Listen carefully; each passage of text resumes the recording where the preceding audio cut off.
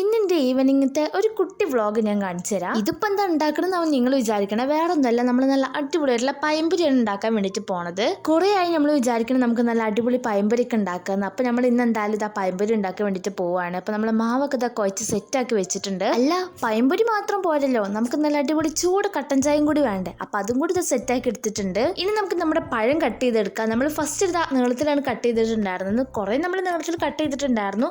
പിന്നെ നമ്മൾ കുറച്ച് ഇതാ വട്ടത്തിലും കട്ട് ചെയ്തെടുത്തിട്ടുണ്ട്. അപ്പോൾ അത് ഞാൻ ലാസ്റ്റ് ഫ്രൈ ചെയ്തിട്ട് കാണിച്ചു തരാം. ഇനി നമുക്ക് നമ്മുടെ പഴം നല്ല ഓരോന്നായിട്ട് ഫ്രൈ ചെയ്തെടുക്കാം. ഫസ്റ്റ് നല്ല പോലെ തന്നെ മാവിൽ മുക്കിയിട്ട് നമുക്കിതാ എണ്ണയിലോട്ട് ഇട്ട് കൊടുക്കുക. ഇത് കാണുമ്പോൾ തന്നെ നല്ല രസമാണ്, എണ്ണയിൽ ഇങ്ങനെ തിളച്ച് വരുന്നത് കാണാൻ തന്നെ. അങ്ങനെ നമ്മൾ ഓരോ പഴം നമ്മൾ നല്ല പോലെ തന്നെ ഇതാ ഫ്രൈ ചെയ്തെടുത്തിട്ടുണ്ട്. പഴമൊക്കെ ഫ്രൈ ചെയ്ത ശേഷം നമ്മൾ പിന്നെ അനിയത്തിന് ഇതാ ട്യൂഷന് കൊണ്ടുവരാൻ വേണ്ടിയിട്ട് പോയിട്ടുണ്ടായിരുന്നു. അപ്പോൾ നമ്മളിതാ റീനും കൂടി വന്നിട്ടുണ്ടായിരുന്നു കൂടെ. അപ്പോൾ ട്യൂഷന് കൊടുന്ന് വരുന്ന വഴിയാണ് നിങ്ങളിപ്പോൾ കാണുന്നത്. അപ്പോൾ നമ്മളിതാ ചായ എടുക്കാൻ വേണ്ടിയിട്ട് പോവാണ്.